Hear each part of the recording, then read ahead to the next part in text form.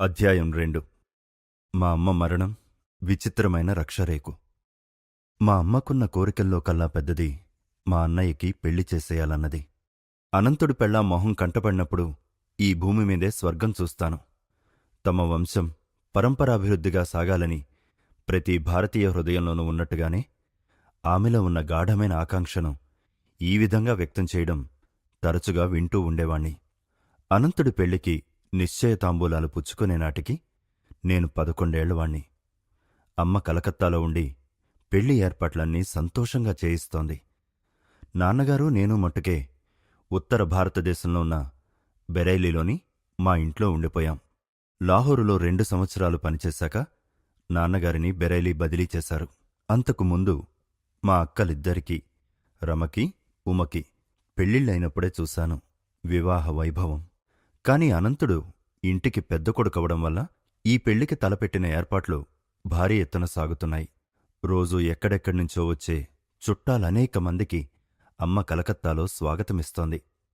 అమ్హెరెస్ట్ వీధిలో కొత్తగా మేము తీసుకున్న 50 నెంబరు పెద్ద ఇంట్లో వాళ్లందరికీ సుఖంగా బస ఏర్పాటు చేసింది. అన్నీ సిద్ధంగా ఉన్నాయి. విందు భోజనాలకి కావలసిన పదార్థాలు, అన్నయ్య ఆడపెళ్లివారింటికి తరలి వెళ్లడానికొక అందమైన పల్లకి, రంగురంగుల దీపాల తోరణాలు, భారీ సైజు అట్ట ఏనుగులు, ఒంటెలు, ఇంగ్లీషు, స్కాటిష్, భారతీయ వాద్య బృందాలు, వృత్తిరీత్యా వినోదమిచ్చే కళాకారులు, ప్రాచీన పద్ధతిలో వివాహకాండ జరిపించే పురోహితులు. పెళ్లి సమయానికి వెళ్లి మా వాళ్లందరితోనూ కలవాలని నేను మా నాన్నగారు మంచి ఉత్సాహంగా ఉన్నాం.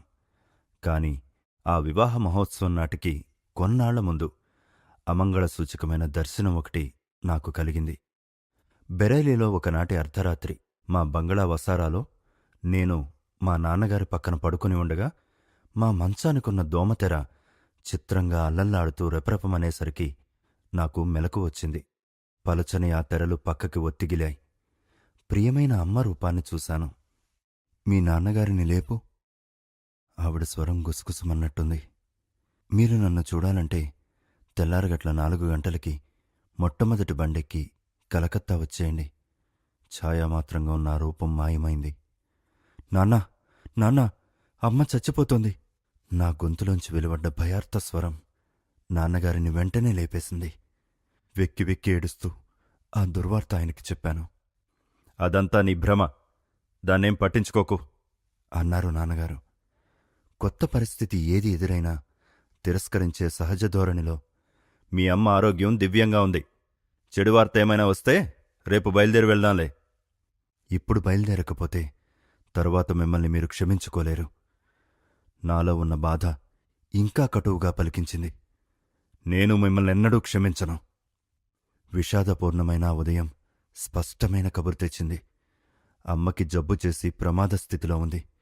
పెళ్లి వాయిదా పడింది. వెంటనే వచ్చేయండి. మాకు మతి చెడిపోయింది. ఇద్దరం బయలుదేరాం. దారిలో బండి మారే చోట ఒక ఊళ్ళో మా మామయ్యల్లో ఒక ఆయన మమ్మల్ని కలుసుకున్నాడు. భయంకరంగా ఉరుముతూ ఒక రైలు మావేపు వస్తోంది. మొదట చిన్నగా కనిపించినదే రాను రాను పెద్దదవుతూ వచ్చింది. మనస్సులో ఏర్పడ్డ సంక్షోభం మూలంగా చటుక్కున రైలు పట్టాలకడ్డంగా పడిపోవాలనిపించింది. అప్పుడే అమ్మకు దూరమైపోయినందువల్ల ఆవిడలేని శుష్క ప్రపంచాన్ని భరించలేననిపించింది. ఈ లోకంలో అందరిలోకి నాకు అత్యంత ఆప్తురాలైన స్నేహితురాలు అమ్మ ఒక్కర్తే అన్నంతగా ప్రేమించాను నేను. చిన్నతనంలో నాకెదురైన చిన్న చిన్న బాధలన్నిటికీ నాకు ఉపశమనం కలిగించినవి జాలి నింపుకున్న ఆవిడ నల్లటి కళ్ళే. అమ్మ ఇంకా బతికుందా? మామయ్యని ఈ ఒక్క చివరి ప్రశ్న అడగడం కోసం ఆగాను. నా ముఖంలో ఉన్న నిరాశను అర్థం చేసుకోవడానికి అట్టేసేపు పట్టలేదాయనికి. లేకేం, బతికే ఉంది అన్నారు. కాని ఆయన మాట ఒక్క పెసరు కూడా నమ్మలేదు నేను. మేము కలకత్తాలో మా ఇంటికి చేరడం దిగ్భ్రాంతి కలిగించే మృత్యు వైచిత్ర్యాన్ని దర్శించటానికే అయింది. నేను కుప్పలా కూలిపోయాను. ప్రాణం దాదాపు పోయిందనిపించే స్థితి ఏర్పడింది. నా మనస్సు సమాధానపడ్డానికి కొన్నేళ్లు పట్టింది. నా ఆర్తనాదాలు స్వర్గద్వారాల్ని ఛేదించి చివరికి ఆ జగజ్జననినే పిలుచుకొచ్చాయి. నా పచ్చిపుండ్లను చివరికి మాన్పగలిగినవి చల్లని ఆ తల్లి పలుకులే. జన్మజన్మలుగా అనేక మంది తల్లుల వాత్సల్య రూపంలో నిన్ను కనిపెట్టుకుని ఉన్నదాన్ని నేను.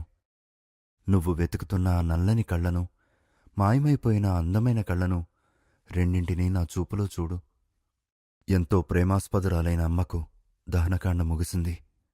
ఆ వెంటనే నేను నాన్నగారు బెరేలీకి తిరిగి వచ్చేశాం. అక్కడ మా ఇంటికి ఎదురుగా ఆకుపచ్చ బంగారు వనెలో మిసమిసలాడే మెత్తని పచ్చిక నేల ఉంది.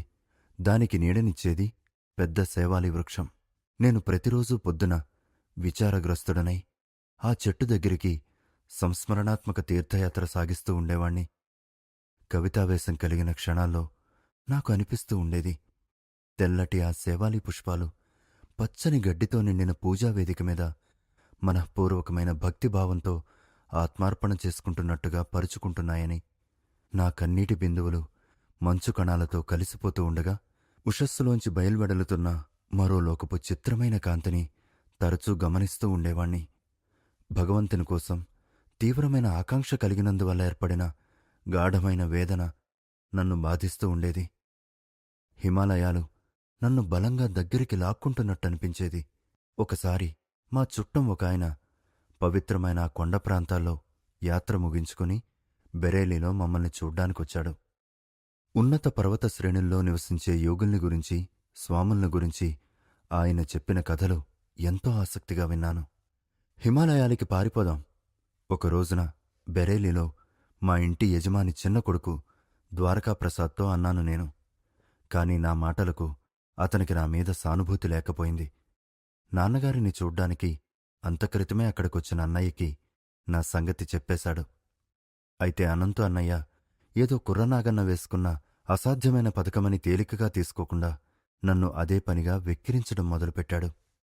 నీ కాషాయ వస్త్రమేదిరా? అది లేకపోతే నువ్వు స్వామివి కాలేవు మరి అని. ఆ మాటలతో నాకు చెప్పలేనంత ఉత్సాహం కలిగింది. ఆ మాటలే నా ఊహకొక స్పష్టమైన రూపం ఇచ్చాయి. నేనొక యతినై భారతదేశమంతా సంచరిస్తున్నట్టు, బహుశా అవి నా పూర్వజన్మ స్మృతులను మేలుకొల్పి ఉండొచ్చు. ఏమైనప్పటికీ ప్రాచీన కాలంలో ఏర్పడిన సన్యాసాశ్రమానికి చిహ్నమైన వస్త్రాన్ని ఎంత సహజ సులభంగా ధరించగలనో గ్రహించగలిగాను. ఒకరోజు పొద్దున ద్వారకతో కబుర్లు చెబుతూ ఉంటే కొండమించి మంచుబండ అతి వేగంగా దిగజారుతున్న మాదిరిగా భగవంతుడి మీద నాకు ప్రేమానుభూతి కలిగింది. ఆ తరువాత నా నోట వెలువడిన వాగ్దారను అతడు కొంతమట్టుకే ఆలకించాడు. కాని నేను మాత్రం నా మాటలనే గుండె నిండుగా వింటున్నాను. ఆ వేళ మధ్యాహ్నం నేను హిమాలయ పాదప్రదేశంలో ఉన్న నైనిటాల్ వైపు పారిపోయాను. అనంతుడు పంతం పట్టి నన్ను తరుముకొచ్చాడు. నేను విచారంగా బెరేలీకి తిరిగి రావలసి వచ్చింది. మావాళ్లు నాకు అనుమతించిన యాత్రల్లా పొద్దుటిపూట మామూలుగా ఆ సేవాలి చెట్టు దగ్గరికి వెళ్లడం మట్టుకే. నేను పోగొట్టుకున్న ఇద్దరు తల్లుల కోసం, ఒకరు మానవ రూపంలో ఉన్నవారు, మరొకరు దేవతా రూపంలో ఉన్నవారు. నా గుండె వలవలా ఏడ్చింది. అమ్మ మరణంతో కుటుంబంలో ఏర్పడ్డ వెలితి పోడ్చలేనిది. తర్వాత జీవించిన 40 ఏళ్లలోనూ నాన్నగారు మళ్లీ పెళ్లి చేసుకోలేదు. ఈ పిల్లలకి తల్లి తండ్రి తామే అయ్యారు. కష్టసాధ్యమైన ఈ పాత్రను నిర్వహించటంలో ఆయనలో గుర్తించదగినంత మార్దవం పెరిగింది. ఆయన దగ్గర చనువు పెరిగింది. కుటుంబంలోని వివిధ సమస్యల్ని ఆయన ప్రశాంతంగా, సూక్ష్మబుద్ధితో పరిష్కరించేవారు. ఆఫీసు వేళల తర్వాత ఒక ముని మాదిరిగా తమ గదిలోకి వెళ్ళిపోయి ప్రశాంత మధుర చిత్తంతో క్రియాయోగం సాధన చేస్తూ ఉండేవారు. మా అమ్మ పోయిన చాలా కాలానికి నాన్నగారికి కొంత సదుపాయంగా ఉండేటట్టుగా చిన్న చిన్న పనులు చూడటానికని ఒక ఇంగ్లీష్ నర్సును పెడదామని ప్రయత్నించాను. కాని నాన్నగారు తల తిప్పేశారు. నాకు సేవ అనేది మీ అమ్మతోనే అంతమైంది. ఎక్కడో దూరానికి చూస్తున్న ఆయన కళ్లలో జీవితకాలమంతా నెలకొన్న అనురాగం ఉంది. మరో స్త్రీ ఎవరూ సేవ చేయడానికి నేను ఒప్పుకోను. అమ్మ పోయిన 14 నెలల తరువాత ఆవిడ నా పేర అతి ముఖ్యమైన ఉత్తరం ఒకటి రాయించి పెట్టిందన్న సంగతి తెలిసింది. చనిపోయే సమయంలో ఆవిడ మంచం దగ్గర ఉన్నవాడు అనంతుడు. ఆవిడ చెప్పినవి అతడు రాసిపెట్టాడు. అయితే ఆ సంగతి 1 ఏడాదిలోనే చెప్పాలని అమ్మ చెప్పినప్పటికీ అన్నయ్య ఆలస్యం చేశాడు. అమ్మ నిర్ణయించిన అమ్మాయిని పెళ్లి చేసుకోవడానికి త్వరలోనే తను బరేలీ నుంచి కలకత్తా వెళ్ళిపోవాలి. ఆ పరిస్థితిలో ఒకనాడు సాయంత్రం నన్ను దగ్గరికి పిలిచాడు. ముకుందా, నీకు విచిత్రమైన విషయం ఒకటి చెప్పడం ఇష్టం లేక ఇన్నాళ్లు వెనకాడుతూ వచ్చాను. అనంతుడి కంఠంలో ఒక రకమైన నిరాశ ధ్వనించింది. ఇల్లు వదిలిపోవాలని నీకున్న కోరికను ఎగసన దోసినట్లు అవుతుందేమోనని భయపడ్డాను. అయినా నీలో దైవ సంబంధమైన ఉత్సాహం పెల్లుబుకుతూ ఉంది. ఈ మధ్య నువ్వు హిమాలయాలకు పారిపోతూ ఉండగా పట్టుకున్నప్పుడే నేనొక తీర్మానం చేసుకున్నాను. మనఃపూర్తిగా నేను చేసిన వాగ్దానాన్ని ఇక ఏమాత్రం వాయిదా వేయకూడదనుకున్నాను. ఒక చిన్న పెట్టె, అమ్మ రాయించిన ఉత్తరం ఇచ్చాడన్నయ్య. నాయనా, ముకుందా, నేను చెప్పే ఈ మాటలే నీకు నా చివరి దీవెన కావాలి అంది అమ్మ. నువ్వు పుట్టిన తరువాత జరిగిన అద్భుత విషయాలు కొన్ని నీకు చెప్పవలసిన సమయం ఇప్పుడు వచ్చింది. నువ్వు పసిపాపడుగా నా చేతుల్లో ఉన్నప్పుడే నీకు నిర్ణయమైన జీవిత మార్గమేదో మొట్టమొదటిసారిగా నాకు తెలిసింది. అప్పుడు నిన్ను కాశీలో ఉన్న మా గురువుగారింటికి తీసుకువెళ్లాను. అక్కడికి చేరిన శిష్య సమూహానికి వెనక నేను దాదాపు మరుగుపడి ఉన్నాను. గాఢమైన ధ్యానంలో మునిగి ఉన్న లాహిరీ మహాశయుల్ని సరిగా చూడలేకపోయాను కూడా. మహాగురువులు నిన్ను గమనించాలని, నిన్ను ఆశీర్వదించాలని నిన్ను జోకొడుతూ ప్రార్థిస్తున్నాను. మౌనంగా, భక్తిపూర్వకంగా నేను కోరిన కోరిక గాఢంగా పెరిగినప్పుడు లాహిరీ మహాశయులు కళ్ళు తెరిచి నన్ను దగ్గరికి రమ్మని సంజ్ఞ చేశారు. అక్కడున్నవాళ్లు నాకు దారి ఇచ్చారు. పవిత్రమైన వారి పాదాలకు మొక్కాను. లాహిరీ మహాశయులు నిన్ను ఒళ్ళో కూర్చోబెట్టుకుని ఆధ్యాత్మిక దీక్ష ఇస్తున్న విధంగా నీ నుదుటి మీద చెయ్యి పెట్టారు. చిట్టి తల్లి, నీ కొడుకు యోగి అవుతాడమ్మా. ఆధ్యాత్మికమైన రైలింజను మాదిరిగా ఇతను ఎన్నో ఆత్మలను భగవత్ సాన్నిధ్యానికి చేరుస్తాడు. సర్వసాక్షి అయిన గురుదేవులు నా రహస్య ప్రార్థనను మన్నించినందుకు నా గుండె సంతోషంతో ఎగిసిపడింది. నువ్వు పుట్టడానికి కొంతకాలం ముందు వారు నాకు చెప్పారు, నువ్వు వారి మార్గాన్నే అనుసరిస్తావని. తరువాత నీకొక మహాతేజస్సు కనిపించిన సంగతి నాకు మీ అక్క రమకి తెలుసు బాబూ. నువ్వు మంచం మీద నిశ్చలంగా కూర్చుని ఉండడం పక్క గదిలోంచి మేము చూశాం. నీ చిన్నారి మొహం దగదగా వెలిగింది. నీ గొంతులో భగవంతుణ్ణి అన్వేషించడానికి హిమాలయాలకు వెళ్ళిపోవాలన్న దృఢమైన నిశ్చయం ధ్వనించింది. నీ దారి లౌకికమైన ఆశలకి చాలా భిన్నంగా ఉంటుందన్న సంగతి వీటివల్ల తెలుసుకున్నాను నాయనా. నా జీవితంలో జరిగిన వాటిలో అన్నిటికన్నా విలక్షణమైన సంఘటనొకటి దాన్ని మరీ రూఢీ చేసింది. ఆ సంఘటనే ఈ అంతిమ సమయంలో నేనీ ఉత్తరం రాయించడానికి ప్రేరేపిస్తోంది. అదేమిటంటే, పంజాబులో ఒక సాధువుతో జరిగిన సంభాషణ. మనమందరం లాహోర్లో ఉంటుండే రోజుల్లో ఒకనాడు పొద్దున్న పనివాడొకడు నా గదిలోకొచ్చి ఇలా చెప్పాడు. అమ్మగారు, విచిత్రమైన సాధువొకడొచ్చాడు. ముకుందుడి తల్లిని చూడాలి నేను అంటున్నాడు. ఎంతో సరళమైన ఈ మాటలే నాలో నిగూఢమైన తీగను దేన్నో మీటినట్లయింది. వెంటనే నేను ఆయన్ని కలుసుకోవడానికి వెళ్ళాను. ఆయన కాళ్లకు మొక్కుతూ, నా ఎదురుగా ఉన్నాయన నిజంగా దైవ సాక్షాత్కారం పొందినవాడేనని గ్రహించాను. అమ్మా, ఈ లోకంలో నువ్విక ఎంతో కాలం ఉండవన్న సంగతి నువ్వు తెలుసుకోవాలని మహాగురువుల కోరిక. మళ్లీసారి జబ్బు చేసినప్పుడు నీకది ప్రాణాంతకమవుతుంది. తరువాత ఆయన మౌనం వహించారు. ఆ సమయంలో నాకేమీ భయం వేయకపోగా ఒక గొప్ప ప్రశాంతత అనుభవంలోకొచ్చింది. చివరికి మళ్లీ ఇలా అన్నాడాయన, ఒక వెండి రక్షరేకును నువ్వు జాగ్రత్తగా దాచాలి. అది నీకు ఈరోజు ఇవ్వను. నా మాటల్లో నిజం నీకు తెలియడానికి ఆ రక్షరేకు రేపు నువ్వు ధ్యానం చేసుకునే సమయంలో దానంతటది నీ చేతుల్లో రూపుగడుతుంది. నువ్వు చనిపోయే ముందు ఆ రక్షరేకును 1 ఏడాదిపాటు దాచి ఉంచమని నీ పెద్ద కొడుకు అనంతుడితో చెప్పి ఆ తరువాత దాన్ని నీ రెండో కొడుకు చేతికిమ్మని తప్పకుండా చెప్పాలి. ఆ రక్షరేకుకు అర్థమేమిటో మహాగురువుల ద్వారా ముకుందుడికి తెలుస్తుంది. అతడి ప్రాపంచికమైన ఆశలన్నిటినీ విడిచిపెట్టేసి ఈశ్వరుడి కోసం గాఢంగా అన్వేషణ ఆరంభించే సమయంలో అతని చేతికది అందాలి.